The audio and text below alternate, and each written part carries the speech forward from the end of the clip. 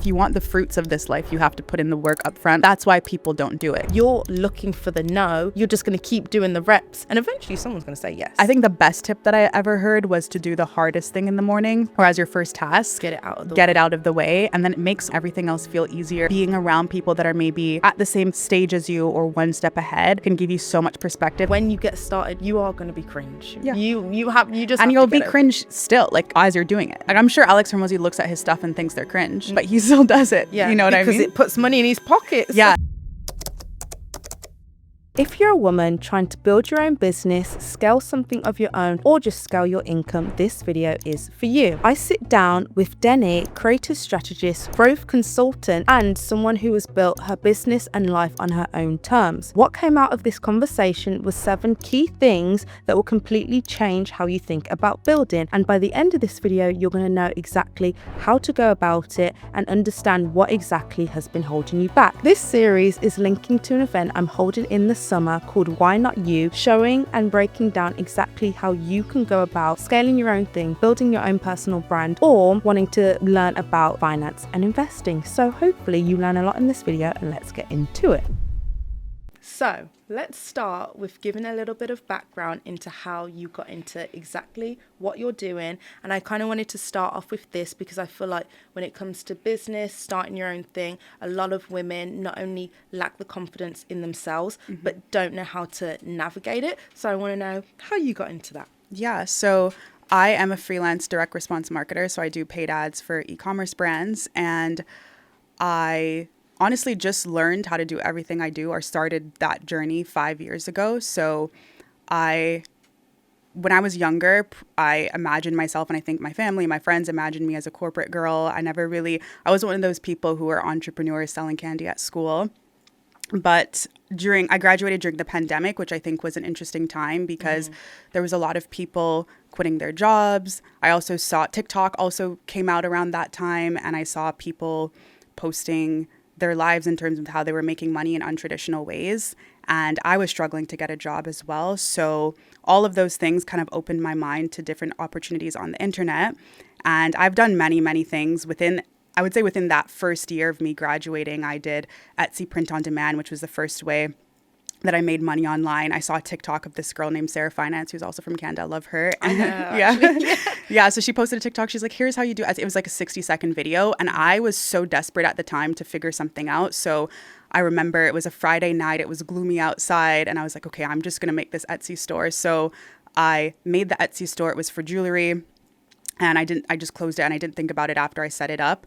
And then 2 weeks later, I heard a cha-ching on my phone, and I was like, what is that? And then I got my first sale. And that store ended up doing really good. Like, I was making thousands a month. Oh, wow. Ended up getting shut down because of like copyright infringement. Very annoying. But that was very important for me because because I was also doing internships at the time, making 15 Canadian dollars an hour. That's probably like £7 an hour. It was like very low pay. It opened my eyes to what was possible.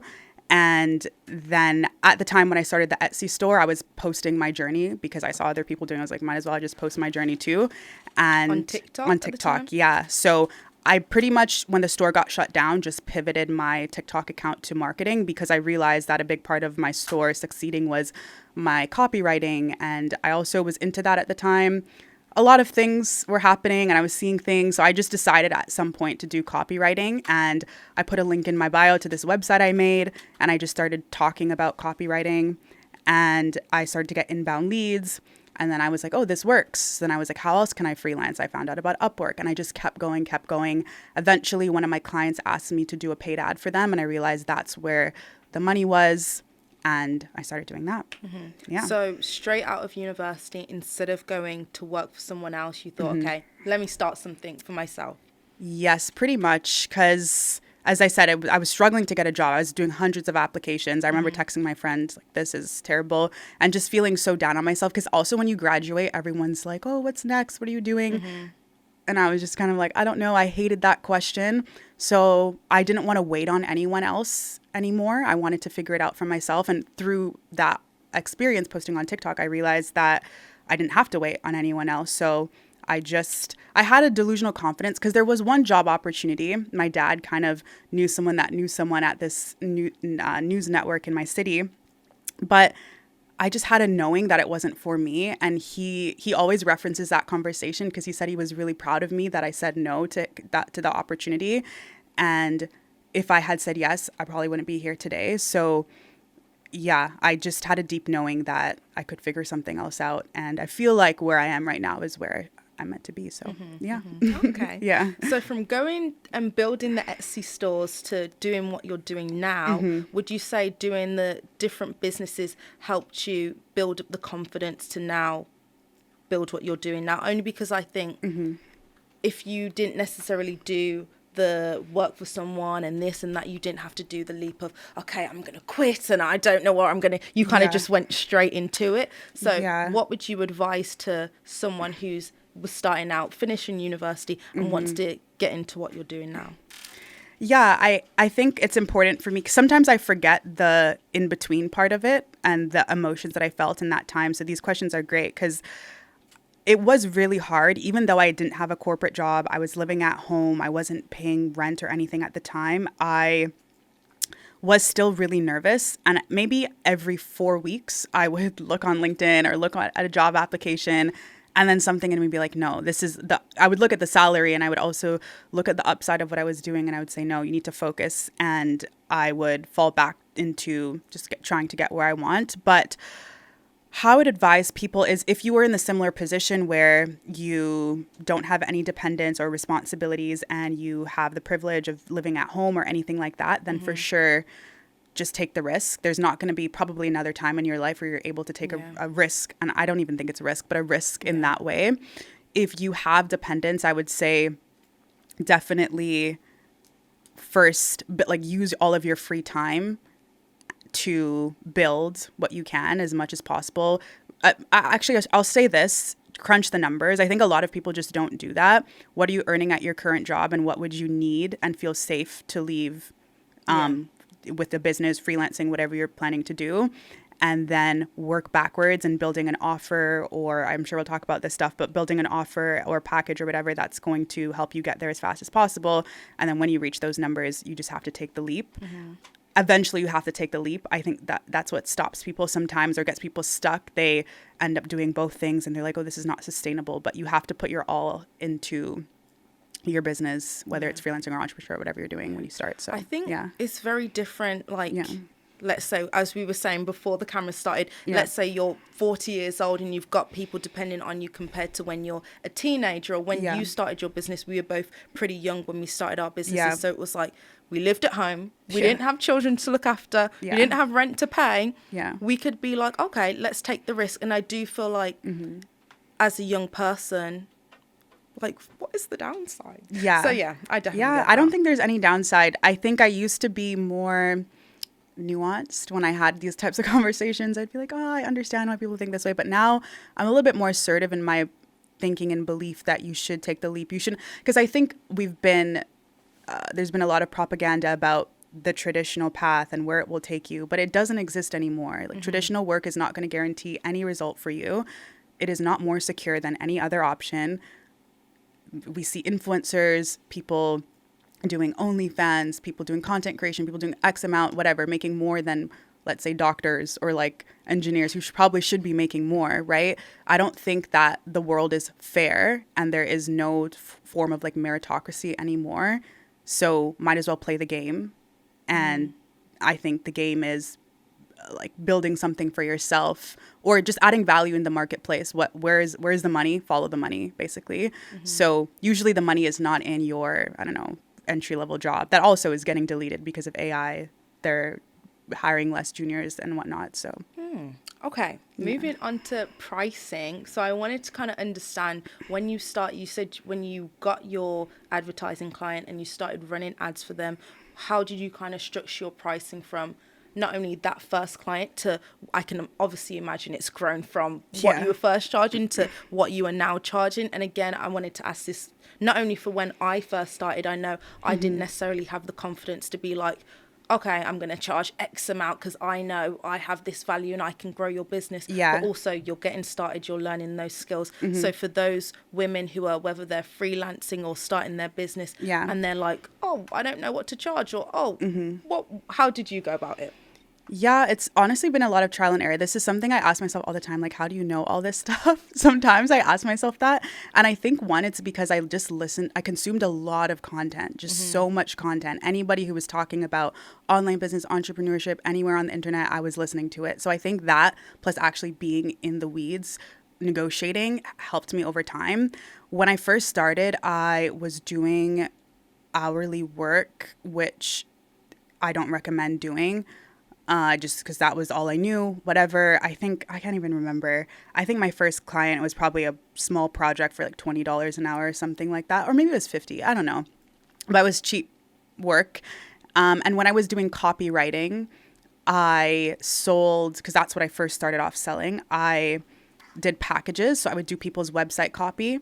And let's say I would do 5 pages. I would sell it for maybe 800, 1,000, 2,000. When I started to get more confident and I had a little bit more experience, I would raise it. I think the most I ever did the website copy package for at the time was 2,000 Canadian. And then when I moved into paid ads, which I don't actually run the paid ads, I just do the script writing and strategy and offers, that kind of thing.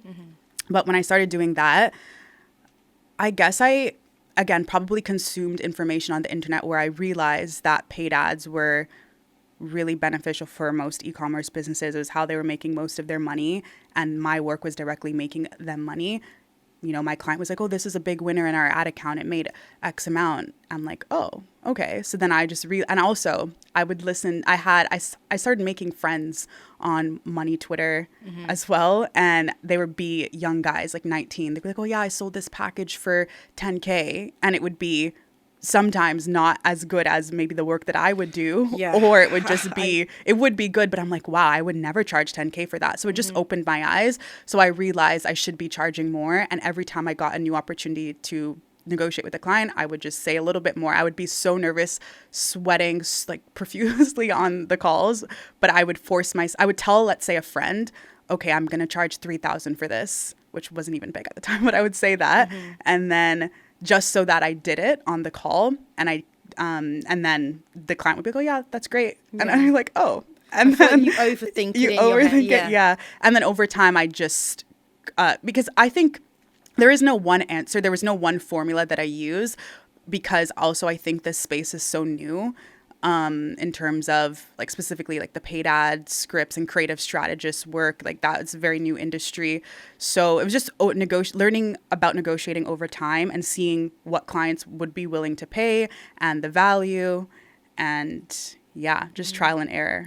I suppose it also comes down to the clients as well, because I know from experience when I started, I'd be working with, let's say, newer businesses or smaller businesses that didn't necessarily have the budget. And then as you kind of stack up that experience and you can be like, oh, okay, I've done XYZ for this company. And then you kind of say to the bigger companies, this is what I can do for you. That's a good point. So, because I did do work for smaller startups in the beginning as well. And then I realized that they can't afford me. And so, I feel like they're the ones to be like, oh, wow, you've done this wrong. And then this and more revisions, all the things. So then I stopped really working with those because I realized there was no upside for me as a freelancer. Your time is really valuable. So that is a big aspect of things, and definitely something I teach for sure. Just when you're creating your offer, you need to think about who can afford your offer. You might have the idea you want to work with nonprofits, or you want to work with a small business that's just starting out. But if you want to get paid $2,500 a month, that's going to be massive for them, which is, like, in my opinion, the bare minimum. So So my question for that is, what would you advise to someone starting out to kind of, whether it be structure their prices or go about, like, how would they go about that?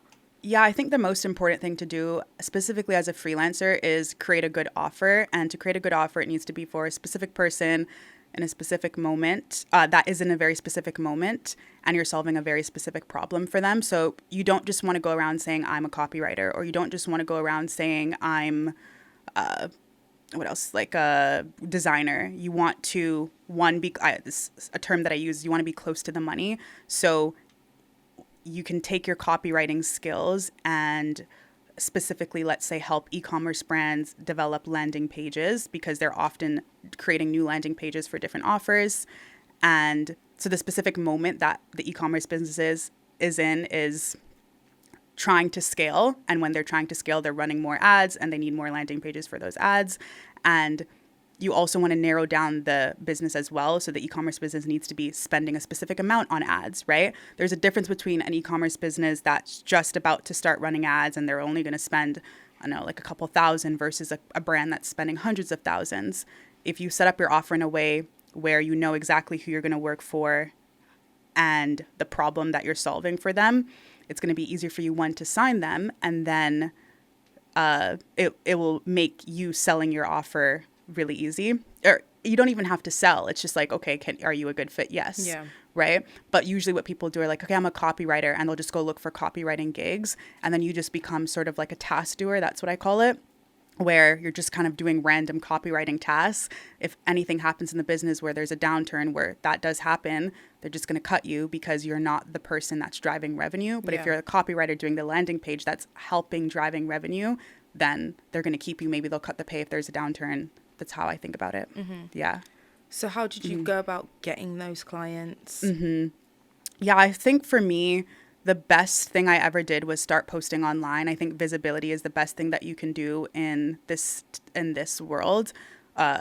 Seeking visibility, putting yourself out there, even if you're not. I don't even think it's important to get views. I think what's most important is to be accessible. So people don't believe it, but we talked about this before, where 7-figure clients are on YouTube typing in how to do XYZ, and they're just looking for a solution. They don't care where you come from, how you do the thing. They just want the results, right? So for me, that my mind was blown when I started posting TikToks that, in my opinion, now were terrible. Just in my childhood bedroom with a green screen background, being like, hey, this is what I think about this. Not even saying I'm an expert, just giving my thoughts. I would get a booked call. And I remember one of the coolest clients that I first got that really opened my eyes was a skincare brand that was in the Sephora accelerator. And I was like, wow, she just was on TikTok scrolling and saw my content, thought that the way that I think was interesting. And then she, on a call, she further validated that I would be like worth working with, or she trusted me. And we move forward working together. So put yourself out there, show how you think. You don't have to present yourself as an expert, but what's more important is showing your perspective on things. It doesn't have to be revolutionary. It just has to be an opinion. And then also, your instincts, your value, your taste, like put that out there on the internet. And then second, spend all of your time trying to get clients, outreach, show your work in your show how you think in your outreach. And just do that until you get your foot in the door. And this is outreach on email, LinkedIn? Everywhere. If you're a beginner, just do everything at as much as you can. Like, if you really want it to work, you need to put the effort in. Like, sometimes I'll have, people come to me, they're like, oh, yeah, this is not working. I'm like, okay, how many outreach messages have you sent? They'll be like, oh, like 3. Like, no, honestly. Like, I'm like, when I started out, I would set up my day where I would do the internship work as fast as I could in the morning, like 3 hours. And then I would spend the rest of the day. I think the most I spent in a day was like 15, but I would send very curated, personalized outreach messages. So I would make Loom videos. If I was an email marketing outreach message, I would make an email for the ecom brand, and then I would email them. I would find the founders' LinkedIn. I would message them. Like people don't realize the amount of effort that actually goes into it. Right. So, and also I was doing that in addition to posting like 7 TikToks a day. I don't think you have to do all of that now. I think that if you could just zone in one area. Like if I were to start out now, I'd probably just be like, okay, I'm going to specialize in this very specific offer and post really good YouTube videos on them for 6 months. And then maybe on the side also do outreach on LinkedIn. And I would do that every single day for those 90 days. Yeah. You will get a client if you do that, 100%. But people stop after week 2. Yeah. And it's like, if you actually want the fruits of this life, you have to put in the work up front. That's why people don't do it. Because people are like, oh, if it's so easy, why won't people do it? I feel like people get discouraged as well. Because even when I started, it was the same. I was doing like the whole day, like pretty much the whole day. Outreach messages, Loom videos. I'd make decks for people. And they wouldn't even... And I feel I do understand that people do get disheartened because I wouldn't even get responses, and I'd put effort into this. Yeah. But it is making sure you're putting in the numbers, you're doing the numbers, and you're continuing and actually doing it. If you do it for a week and you get no responses, okay, Are you going to give up? Yeah, I mean, yeah. I think what helped me change my mindset as well was detaching from any outcome and also having male perspective. Like the guy friends I had in the online money space, they're just basically like getting a client is math. If you send X amount, maybe 1% will answer and X% you'll sign. So just do that volume. It is actually like that, but the quality has to be there, and you just have to let go of any outcome from any outreach message you're sending. I've had many times where I've even gotten on calls where we didn't end up working together, but 6 months later, they've sent me to someone else or they worked with me. Nothing happens and then everything happens all at once. So, but you have to work hard for the thing you want.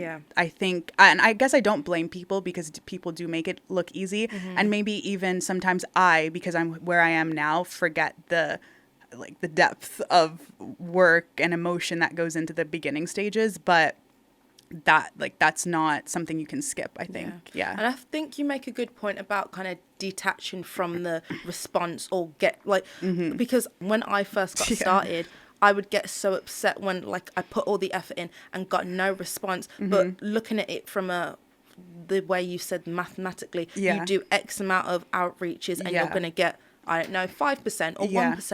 And I saw this video ages ago. I don't know if you've seen it. This girl, I think she was American, who'd done the getting 1,000 rejections or something like that. And rather than thinking about, oh my God, I'm going to be so upset if I don't get a response, it was like, you're looking for the no. You're just going to keep doing the reps. And eventually someone's going to say yes. Yeah. Kind of just have to detach, hope for the best. And you have to have the delusional confidence. Just believe that.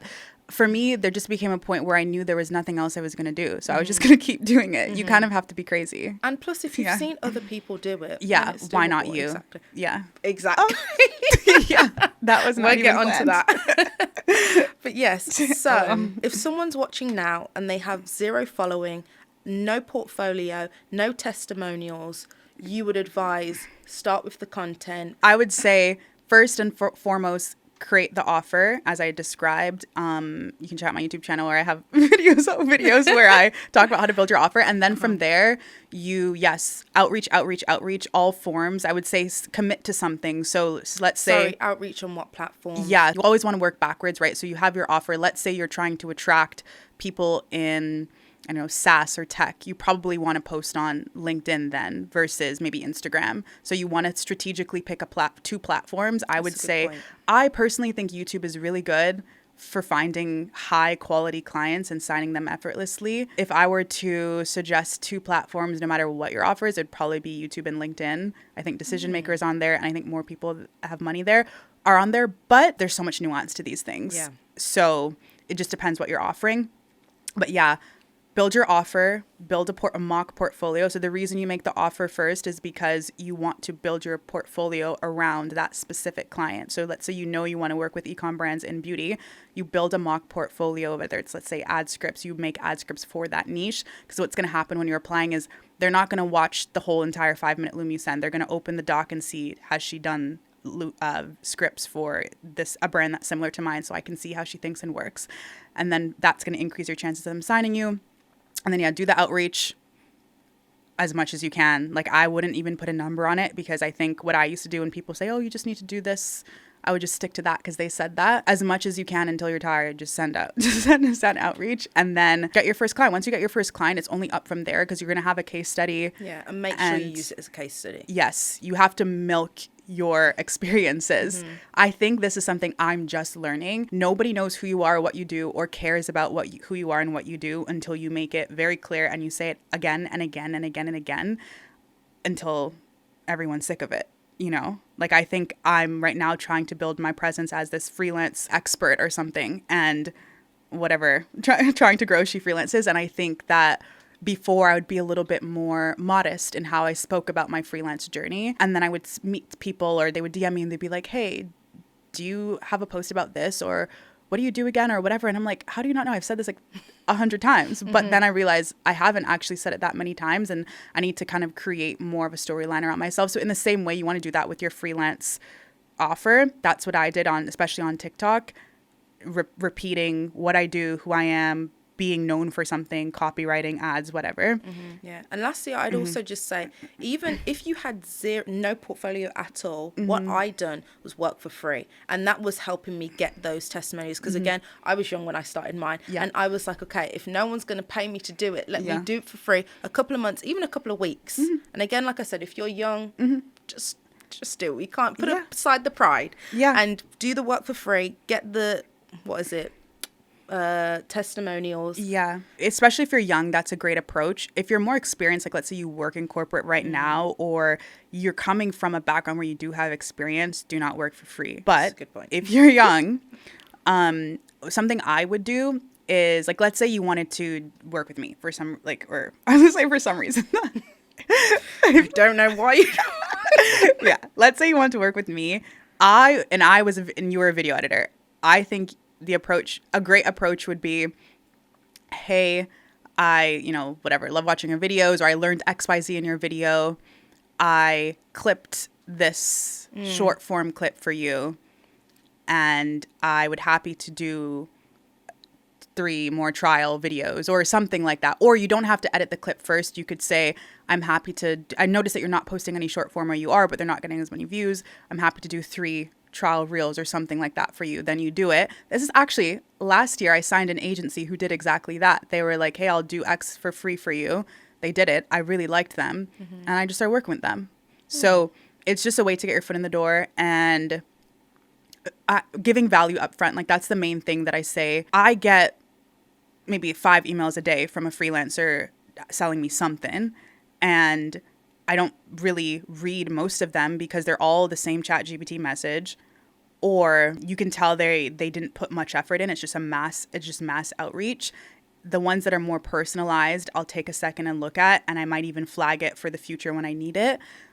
People will be more open to working with you or giving back to you if you give to them. So how can you provide a lot of value up front in a way that stands out? That's the thought process. Yeah.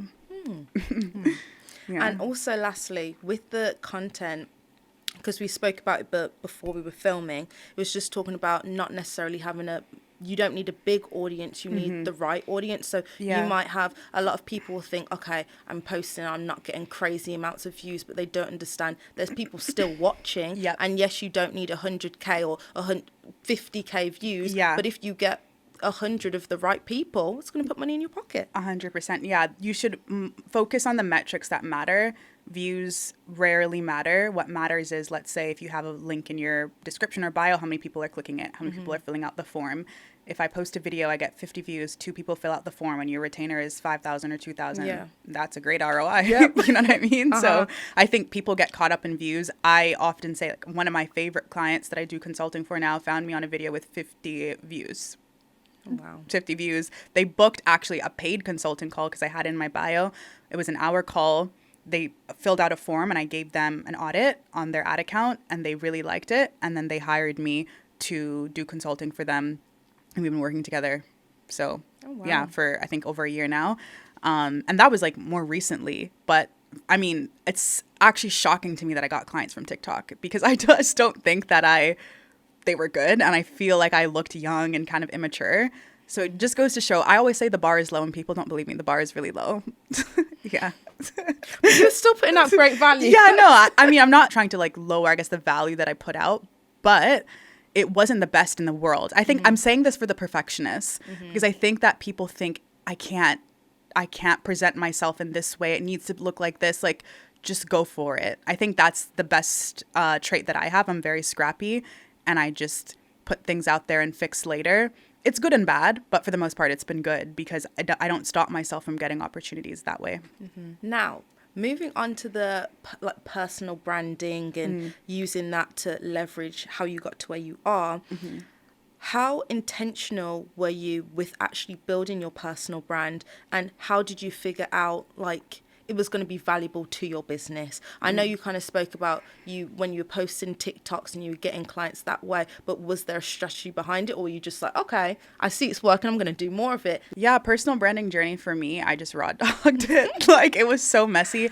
Sometimes I I'm like envious of the people who they just started, they knew what they were going to post about. They started from day one and they built a complete audience just off of that. For me, as I said, I started TikTok posting about Etsy. Then I switched to marketing. Then and it was mostly out of house marketing, not direct response paid ads that I do now. And then on LinkedIn, I would talk about that. Now I switched to freelancing. And now obviously my YouTube, if you check it now, it's very different. I'm not talking about marketing. But again, I'm very scrappy. I just realized, so when I was sending outreach on Upwork or even email, I noticed that if I added a link to a TikTok video or a platform where I'm talking about my skill set, clients would respond to me like, oh, I like the way you said this in this video or in this post. So I realized that even if they weren't coming across my video organically or my content organically in the portfolio, on places like Upwork or in my portfolio, it was standing out.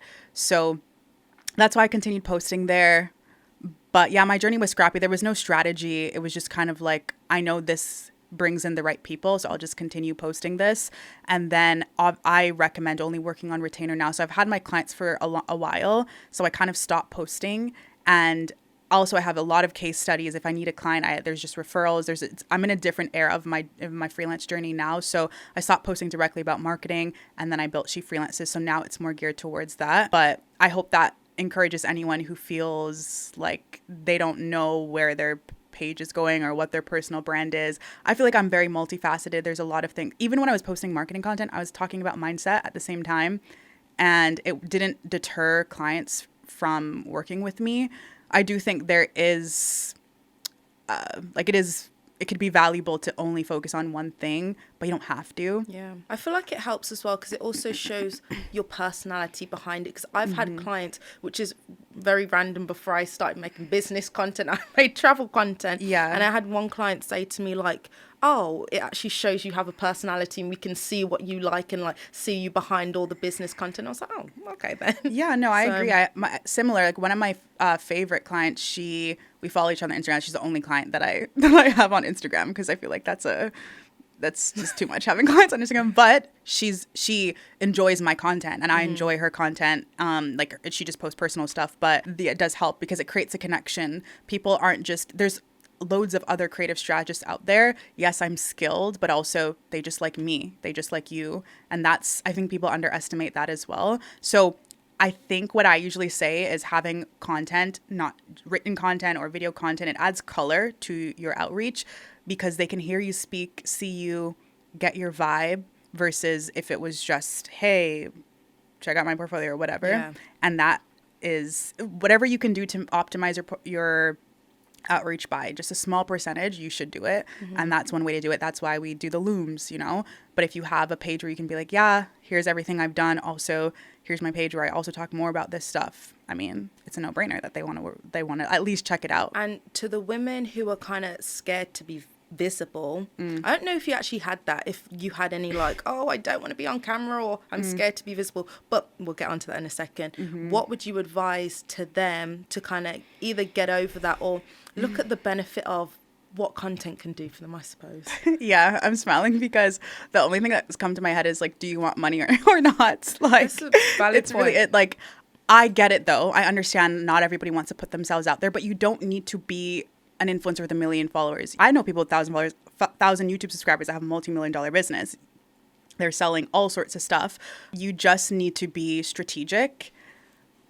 In this digital age, as I think I said before, being visible is like, one, it's an asset, and it also creates room for more opportunity. Like, you can see freelancing as like, yes, you can freelance instead of working a traditional job, but it can also give you cash flow to start the business that you want, or can create opportunities for you to get brand deals or create another income stream where you write a newsletter. There's paid newsletter. There's so many other things. So I think it's just holding yourself back by not putting yourself out there. And yeah, I don't really, it's true what you said. Like, I didn't really struggle with that. Because I saw from the outside the opportunities other people were getting for putting themselves out there. Even though I was nervous and I would look at the videos and be like, ugh, I would still post it because I was like, I'm going to get better over time. And that's true. Some of you, I mean, I have some videos privated, but if you really stalk on YouTube, you'll see old videos and you'll see the difference in my tone, my confidence, the lighting, better the over setup. time, You yeah. get better over time. After I was watching this video actually this morning, but you know Alex Hormozy, Yeah. and he was talking about when you get started how you have to be cringe, and I feel like because I had to get over that myself, Yeah. and I feel like when you get started, you are going to be cringe. Yeah. You just And have you'll to be get over cringe still, like as you're doing it. Like I'm sure Alex Hormozy looks at his stuff and thinks they're cringe, but he still does it. Yeah, You know what I mean? because it puts money in his pocket. Yeah, so- that's like even me. Sometimes I do like LinkedIn. I still hate it, but I post every day or 5 days a week. And every time I post, I'm like, this is cringe. But it has been so valuable. I thought we connected there, but yeah, it's been so valuable in connections and business opportunities and getting leads, all the things. So yeah, it's like you can be cringe or broke. I don't know. Valid point. So for the ones getting started, you'd say in terms of how to bring clients in through content, understand who you want to target. For example, if you're targeting a beauty brand, know what platform they're going to be on, post content on that platform, for example, TikTok or YouTube, address their problems and also do outreach. Yep. And you're going to bring in All those at customers. once. Yeah. Got it. Yeah. Alrighty. Okay, cool. Now, lastly, well, going on to your business model, what you're doing now, can you kind of break down what your business model looks like in terms of how you structure your time, what your week looks like, and then we'll go on to how, because I feel like some people as well find it difficult how to structure their day or structure their time, because if you're going from working a job where someone is telling you what to do, to now you've got to design your week, your day. People struggle with that. So how do you do it? Yeah, I think so. I guess my career, it looks a little different now because I am running She Freelances and I'm doing freelance work, but I'll just go from the time when I was just doing freelance work. I like to schedule similar tasks together. So I mean, one, work backwards from any deadlines. Usually I didn't work on a project to project basis. So the work was deliverables. So let's say X amount of deliverables, whether it's ad scripts or copy for a landing page or whatever per week or per month. So I would know within a week I need to complete X thing. And then usually each task requires maybe different parts of your brain. So maybe there'll be a part of the week where, let's say it's a Monday, I would just do more so research stuff and get my thoughts down on paper or that kind of thing. And then another part of my week, I'll actually then execute. And then also there's client calls. This is, you sort of like create the career you want. I would say for me, I would do no client calls on a Monday or a Friday so that I could do deep work on those days. And then I would split those days either in between client work, different client work, or different type of task work, as I just explained.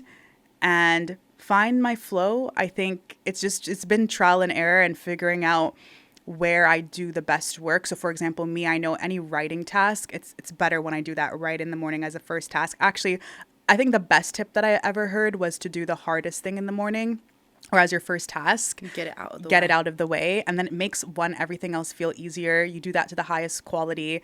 I'd maybe only set 3 tasks that I had to do for that day. And then anything else is a bonus. And anything less is, if I didn't finish those 3 tasks, then I would kind of learn how to then group those types of tasks in different days, because clearly that's too much for one day. Just trial and error. But I like splitting. Now I like to split my client work into days. So I'll have one day where I'll do one type of client work, one client's work. And then, I guess those are my best tips. Yeah. Mm-hmm. Yeah. Okay, so I know you've kind of moved from, you used to do you do the creative strategy, and then also, do you do consultancy work too? Yeah, like mainly now, both of my clients, I have 3 clients currently at the moment, because I'm putting more of my effort into She Freelances. 2 of them are just consulting, and then one of them I'm actually still doing ad scripts. Okay. Yeah. What would you say financially for someone who's wanting to get into, whether it's consultancy or creative strategy or freelance, whatever, is the best to do financially, or is it just in terms of what your skill set is or what you want to do? Yeah, I think it all comes down to an offer that's close to the money. And if you have an offer that's close to the money in the way that I described it, where it's for a specific client earning or spending a specific amount that has a specific problem that you'll help solve, then the minimum you can get paid from them, in my opinion, is $2,500. So if you stack 2 or 3 of those clients, you're probably making more than you would have at your traditional job. And then also with those types of roles, because they're close to the money, you can do revenue shares or get bonuses for reaching certain milestones. So for example, if you like within the paid ads industry, for example, if the ad gets a certain amount of spend, meaning Meta is pushing it more, you can set up a bonus where you get a flat rate, like $1,000 extra or a percentage of that money coming in. There's so many different ways people set it up. So I think, yeah, that's why the offer is so important. And I keep talking about it because if you, let's say, are just doing copywriting for websites, you, one, cannot charge on retainer because clients don't need copy for a website month to month. 2, they can't directly tie what you're doing to their revenue. So you can't charge $2,500 unless you're best copywriter, the top 1%. And even then it's still like, okay, I don't want to pay that. There's AI now. When I started, there wasn't even AI. So in the way that is today. So just focus on the offer. Look for people who can pay you. Look for people who are making a lot of money who want to pay you. And then build an offer around that to solve their problems, and don't get nervous on the call and say a lower number like I used to do. Same, actually. So, yeah. I'd be like, okay, it's going to be this. Yeah. Oh, actually, it could be this if I... Right. And then they say yes right away. And you realize I could have said more. Yeah. Now, talking about the money side of things, how would you say your relationship with money has kind of changed from when you first started and you were charging, not too confident in what you were charging, to now and what you're charging your clients? I always had an abundance mindset. Like, one, I'm an optimist. I've always been an optimist. I think I have an abundance mindset. I grew up, like, my mom and my grandmother, the most generous woman that you would ever meet. Even when they have nothing, they always find something. So lack was just not in my brain. Even if we weren't the richest, I felt like we were rich, if that makes sense. So I didn't have the worst mindset ever, in the sense that once I saw other people making money, I knew, okay, I can do this too. Even if it's just a piece of that, I can do that. But I definitely was nervous to charge because I never even worked a corporate job. I didn't really know the value of anything. But the more I understood business and actually, I wrote an email today where I basically said that your employer's job is not to give you a comfortable life, which sounds really harsh, but I heard someone say this in a YouTube video and it really changed my perspective, because your employer's job is to make profit, to get leads, to make things more efficient. Their job is to make sure the maths. And if your role ends up at any point not mathing, they'll just cut you, right? And I think that's an interesting perspective shift, because I think, at least I grew up thinking, yeah, like, this is the world. You go to school, you get a job because they want you to, like, live comfortably and pay for things. But that's not the case, right? We're seeing layoffs and stuff like that. So the reason I say that is because once you understand the mechanism of a business and what actually drives value and all these things, then I think it makes it easier to understand the value of what you're bringing to the table. So for me, what opened my eyes the most was, okay, my client paid me, let's say, $3,000 a month to make these ad scripts. And maybe I'm making, I don't know. They're paying me $3,000 to make these ad scripts, and then they're making hundreds of thousands of dollars off of them. Well, them paying me $5,000 or even $10,000 is like a win for them. Like, that's actually not that much, even though in my mind, $10,000 is so much. To them, that's like a little piece of what they're making a day. And actually, without me, they're not going to keep having this flow. Exactly. You're bringing that value. Right. To them. So it just changed my mindset. But again, it always comes back to, is your work actually driving revenue? So the offer, make sure it's close to the revenue, and whether you're bringing leads in, so more people in, helping them get more clients, or helping them then convert those clients, either side of things. I think it's more so just being in the weeds of the business, like talking with the different founders, seeing how my work was bringing in money, and then realizing, oh, like, I'm actually doing work that's making this work, so I should charge accordingly. And then just seeing how much other people were charging that in my industry as well, and comparing that and testing. Like, once I started to get a little bit more confident and I'm like, yeah, I did this for this brand, this is how much I charge. Like, I'll say this story. Once I was applying for gigs on Upwork I wanted a new client on my roster. And at that point I'd made a lot for my other clients with ad scripts. And I think the most I was paid at that time was like $6,000 a month. So one of my friends that I made on Money Twitter, he was like, oh, I showed them what the deliverables they wanted were. He's like, you should charge $10,000 a month. And I was like, whoa, that's crazy. Like I've never made that much from one client. He's like, no, but like what you're going to do, that's going to be so valuable. Because he said that, and I just had the opportunity. The client asked how much I charge. And I said 10,000. I was sick. Like I literally X'd out the page and I went on a walk, and I came back and he was like, oh, like that's going to be too much, but I can do 7K. And I was like, Works for great. me. Like works for me. And it just like blew my mind, because I wouldn't have even said 7K. Mm-hmm. So it just changed my perception. I think I had many moments like that where I realized just like psychology of sales and negotiation and bringing value. Mm-hmm. So, and I suppose it helps having friends or people around you to kind of be like, okay, this is what I'm doing, or you can see. And I feel like that's what's great about the internet too, because you can see, even with like when I started charging, I saw your content and saw what you were charging. I was like, oh, okay, maybe I can charge more. Yeah, no. So it definitely helps seeing not just people in general, but people that look like you, charging these amounts, and you're like, okay, then, well, maybe I'll try it too. And Yep, 100%. That's why I started She Freelances the way I did. I wanted it to be a community, because that changes the game. Like when I thought back, when I was actually thinking of what is She Freelances going to be, I thought, if it wasn't for these people I met along the way, like literally random guys on the internet and girls, but mostly it was just like random bros, like 19-year-olds.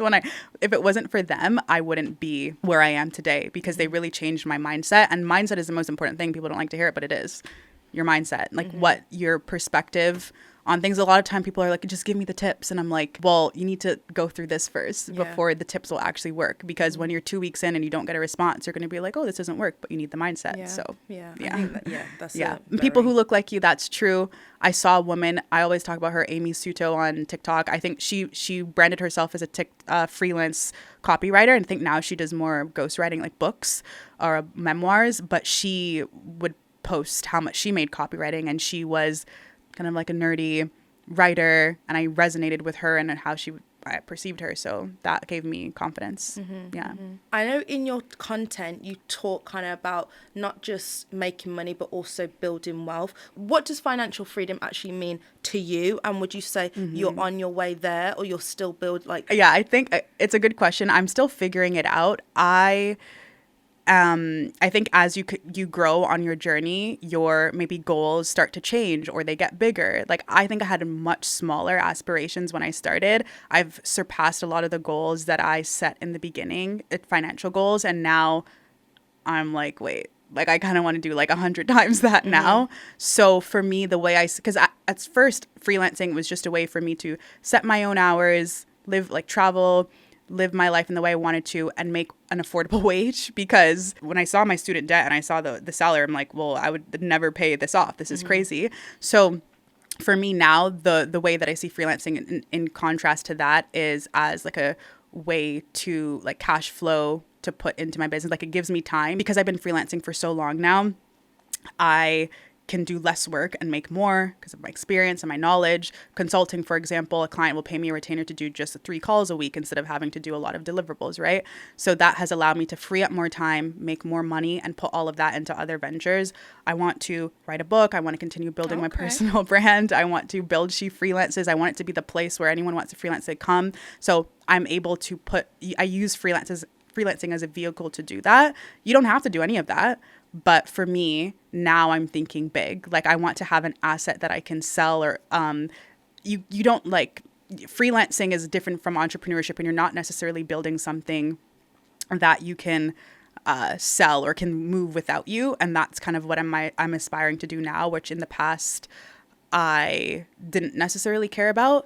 But I have helped freelancers, for example, grow their business, and they don't have any aspiration to do anything more. They're just happy with creating a life for themselves where they have freedom, they're making good money, and building their like network in the space that they're in. So, and lastly, I know you've kind of touched on this a few times about the people you've been around and how they've helped shaped you and shape you into thinking bigger. How would you say, or how much has community, mentorship, or being around the right people shaped where you are today? And I think, again, I wanted to touch on this, not only with your community with She Freelances, but also with what we're doing with Why Not You? So we'll go on to that in a minute. Yeah. But yeah.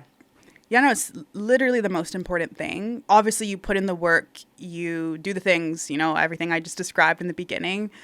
But one, what keeps you going usually in hard times is the people around you, whatever. They'll give you like a random tip or insight, or they'll say things in a specific way that just change the way that you approach something. And also being around people that are maybe at the same stage as you or one step ahead can give you so much perspective. So as I just said, I had very different goals when I just started out. Now I have friends who are millionaires or who, best-selling authors or Forbes 30 under 30, whatever. And that now it's just like a given for me. Like in my mindset now, it's like, oh, I can do that. Like it's not even a thought. Yeah. Whereas before it felt so, just even making like 10K a month, that felt so far away. Now that's not something that, that's not how my mindset is. But the only way I got there was, yes, the mindset and doing the work, but because I'm just around it. And yeah, it's the most important thing. Yeah. The best thing you can do is find people that are doing something similar and build with them, and or just connect. Like one conversation can give you momentum or drive that carries you on for a long time. Like any events I go to, usually after I leave them for weeks, I'm on the high of the event because I'm like, wow, that was amazing. So yeah. Which will hopefully be the case. Yes, with. I'm sure it will. Yeah. Okay, so just talking about Why Not You, what did you think of it when I mentioned it to you, and why did you kind of want to be a part of it and support it? And no, because I think it's literally just my ethos, like it aligns with the values that I have, that I built She Freelances around, a community. I think it's really important. I would never have just built She Freelances as, let's say, like a course, because I think the community aspect is really important. So I think I even said it naturally, like that was not planned. Why not you? Because why not you? Like you can build, whatever, but you just need to believe it. And if you're not around the right people, or you feel disillusioned or not sure how to go about it, it's nice to be around other people who look like you. I guess I'll say this as well. Like, I didn't know what to expect when I started She Freelances, but I just post on the internet and then people start to flock, and I track loads of Black women that look like me. I've never said I help Black women freelance, but because I look like them, they resonate with me.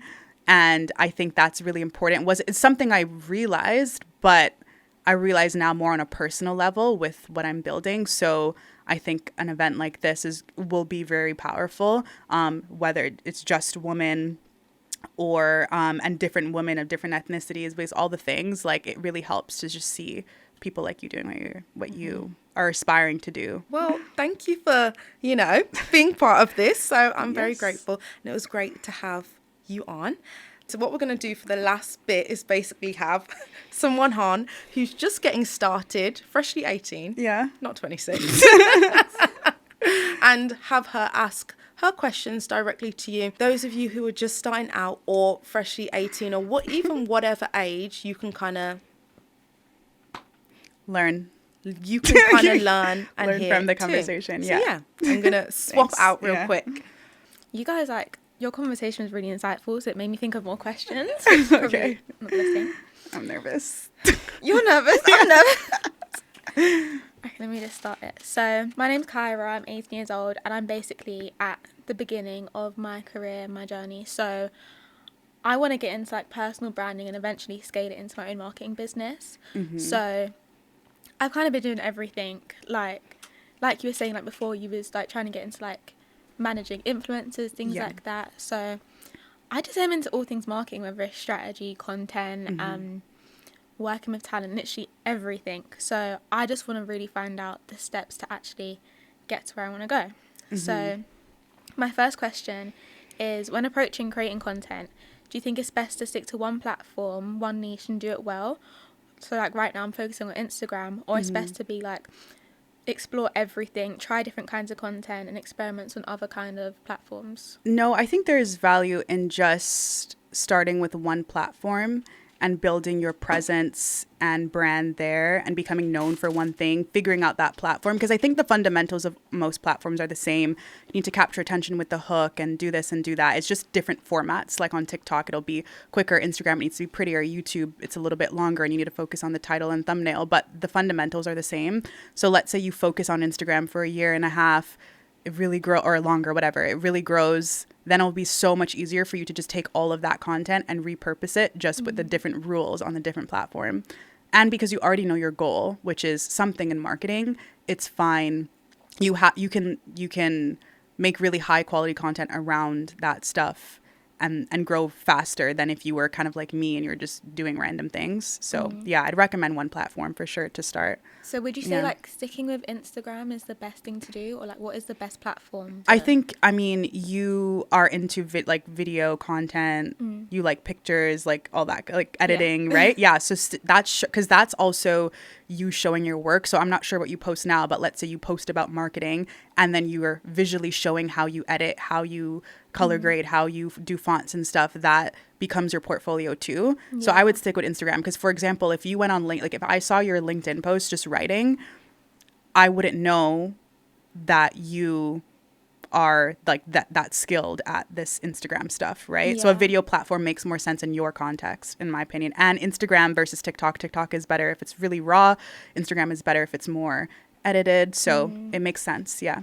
What would you say is one thing I can like immediately start doing on socials that will like make people take me more seriously and actually look at me as somebody to get advice from? You want people to look at you to get advice from, or what is your reasoning behind that? I think like first of all, like just watching my content to try and like get tips on whatever they're doing or whatever, but then actually turn them into clients eventually. I mean, I know you said you want to have a marketing business and do a range of different things, but do you have some sort of thing that you like to do the most right now and you would love? Like what sort of clients would be your dream client right now? I'd say like doing strategy for businesses that I'm already interested in, to like beauty, hair, clothing companies. Yeah, I would say probably the best thing is some sort of repeatable series where you're showing how you think about strategy. So whatever, I'm sure you have opinions on the way that, let's say, your favorite beauty brand approaches a specific thing and you think they should do it differently, or you have other ideas, share those. Like that is really powerful. I used to do that on TikTok. I would share how I would change the copy on their website to make it convert better or sound better. And people really love that. They'd be like, why would you post that for free? But because you get clients on the back of that. And if you can visually show that through like I would say make high quality edits and try and stand out, like do the 1%. I think Diary of a CEO talks about that, doing the like 1% extra 1% that other people aren't going to do. So maybe Denee, she's an ad creative strategist. She's a good example of this, where she'll break down, I don't know, Rhodes ad creatives, but the editing is very good. She'll show her Miro board that she created and the actual strategy so you can visually see it. That versus you just talking is like two wildly different things. Yeah. So yeah. What would you say like the best resource if you've used, whether it's like free or you paid for them, to learn more about content strategy, even sales, like whether it's books, courses, podcasts? Yeah, I would just say I'm a student of YouTube University. I did pay for like mini ebooks. I did pay for a really big course that was a lot of money near the end, near when I started making money, but that was specifically on sales and specific to like copywriting at the time. But I learned through YouTube, and like I would just, as I said, consume everything. It didn't matter if it had 10 views or 100,000 views. Like I would find the most niche channel and just listen, consume, and also do. So test things out, create copy, try different things that I was learning. Like let's say I learned about a copywriting framework, I would test that out, and like I would open a Google Doc and I would try and develop copy for a brand with that and just keep doing that.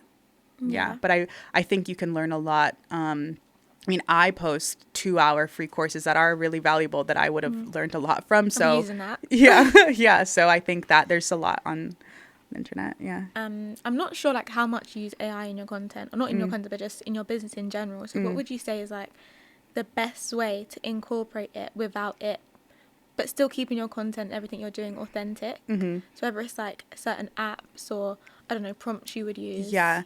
I would say you focus on, as a creator, or business owner, whatever, what makes you is your ideas and the way that you present them and say them. I think that's like my opinion. So I don't use AI for any of those things. So I come up with the idea. I'll share. Let's say I have a YouTube video idea. It could just be a title or something I really want to talk about. I will brainstorm like a word dump, everything that I want to talk about. And then I know that on YouTube I need to structure it. So then I'll put it into, let's say, Claude, and then I'll ask it to assess the idea if it's good for my audience because it understands the context. And then I'll ask it to ask me questions that will help develop the idea. And then I'm answering those questions. So it's not Claude giving me something to say. It's me just like using it as a way to probe more from me. Yeah. And then after that's done, obviously film it. I talked about before, I use Descript. It's an AI tool that helps to cut raw clips that I'm stuttering or I'm saying things multiple times.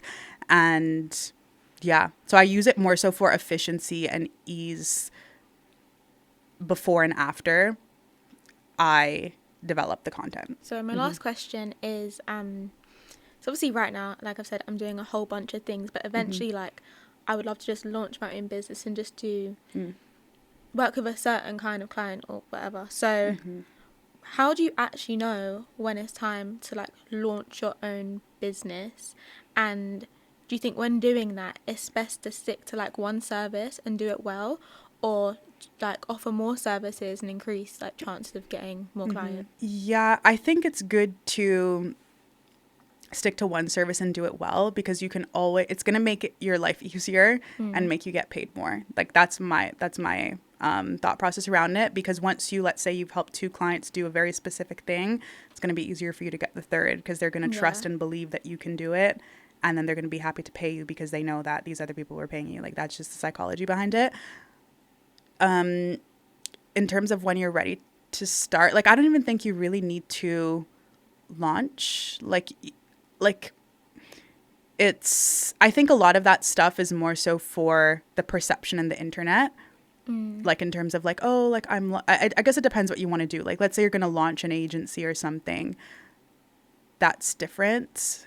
But I think what's more important is just doing what we said in the beginning of this, which is like doing outreach, all that things on the side. Like for me, for example, I had clients and then I like launched on Instagram, but I was already working and making money from it, if that makes sense. So I think all of that is more so just optics. It's just kind of build up your client roster on the back end and then put that money into making a pretty website or like getting the domain that you want or whatever. And also I think what you're doing right now is good, because you're learning maybe what you don't like and what you like. For me, that helped. Like I learned I don't like doing this, I don't like doing that, but I like this. And if you want to, you're not tied to your thing forever. If at any point I want to pivot, I can. But if you want to make good money and have consistent clients, then it's important to just like be specific with what you're doing in the moment. So maybe let's say for the next, maybe like you say you want to do talent management and you do that for a while, it's going to be easier for you to sign on more talent when they know that, oh, I have this talent under me, right? But then maybe you want to pivot to something else in the future. It will take some time to build out your clientele there, but you'll be able to you'll still have this skill set that you can get paid for. And I think also this is actually really important to say that now, because of AI, the more specialized you are, the better, because junior work is getting cut because AI can basically replace and do like basic level tasks. So you want to be very knowledgeable, and the only way you get really, really knowledgeable about an industry is if you're doing it a lot and consistently. So it's better to be very specialized in one area than scattered. But it's good to know multiple things. So yeah, there's a balance. Okay. Right, thank you. I'll definitely take all that on board and see how things go. Yeah, I'm excited. Fabulous.